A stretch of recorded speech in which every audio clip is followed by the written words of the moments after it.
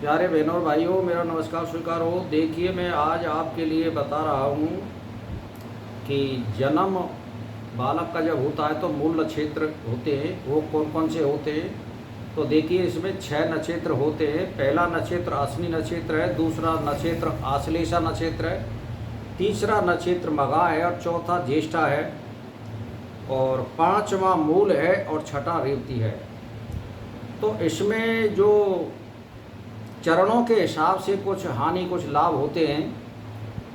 तो पहला जो नक्षत्र है अश्विनी नक्षत्र, तो वो प्रथम चरण के लिए कष्टकारी और दूसरे चरण के लिए फिजूल खर्ची, तीसरे चरण में भ्रमणशील और चौथे चरण में क्रस शरीर, अपने शरीर के लिए कष्टकारी है। अब आता है दूसरा आश्लेषा चरण। इसके चारों चरणों में क्या क्या हानि और क्या क्या लाभ होते हैं।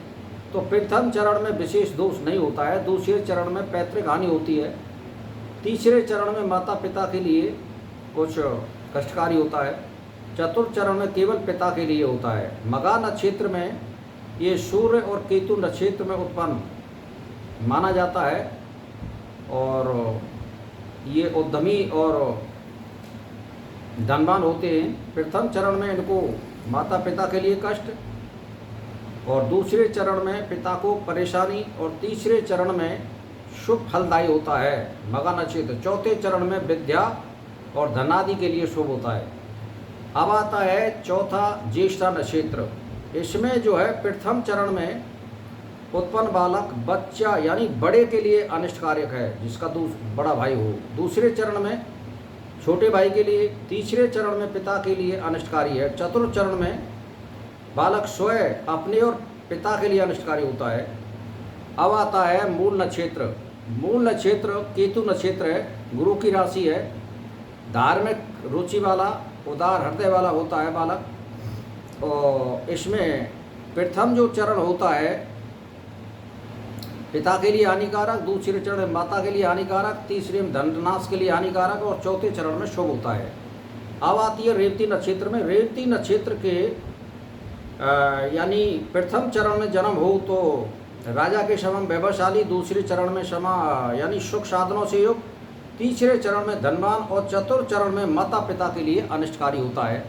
तो ये जो नक्षत्र मैंने आपके लिए बताए हैं, अब इनके लिए कोई उपाय नहीं होता है जीवन में, केवल एक ही बार उपाय होता है कि जो बालक जिस नक्षत्र में जन्म होता है उसमें आप इसकी शांति करा दीजिए। तो इसमें ब्राह्मण आदि के लिए ये कार्य नहीं होता है। इसमें एक बरारे नाम का एक जाति होती है, तो वो इसको शांति करता है। उसको आप बुला लीजिए, एक दिन पहले उसको दिखा लीजिए कि हमारा नक्षत्र कैसे पड़ रहा है, कौन से दिन आना है। उसी हिसाब से वो एक दिन पहले या तो सुबह आ जाएगा 4 बजे 5 बजे, यानी सूर्य उदय से पहले ये कार्यक्रम होता है। तो उसको निमंत्रण दे करके और फिर वो जो प्रक्रिया बताता है उसके अनुसार आपको कार्य करना है। वो कुछ बर्तन मंगाता है, 5 तेल भर कर के मुँह देखना पड़ता है, और तोल करके अन्न देना पड़ता है, और माता पिता जो कपड़ा पहनते हैं वो देने पड़ते हैं, और दान दक्षिणा देनी पड़ती है। इस हिसाब से इसमें, और जितना कहने का मेरा मतलब ये है कि 27 दिन में जब मूल नक्षत्र आता है तो 27 कुआ आदि या 27 पत्ती वृक्षों की लानी पड़ती हैं। इसमें उसको स्नान कराना पड़ता है बालक को।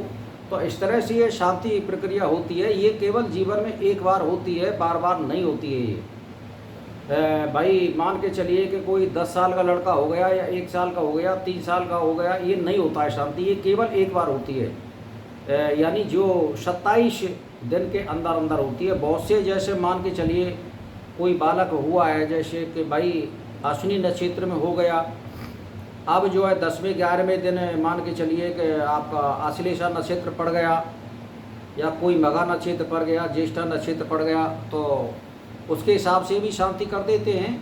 लेकिन असली विधान इसमें यही है कि जिस नक्षत्र में जिस बालक का जन्म होता है उसी में शांति करानी चाहिए, यही है। और विद्वानों से भी यही अनुरोध है कि वो जनता के लिए सही मार्गदर्शन प्रदान करें।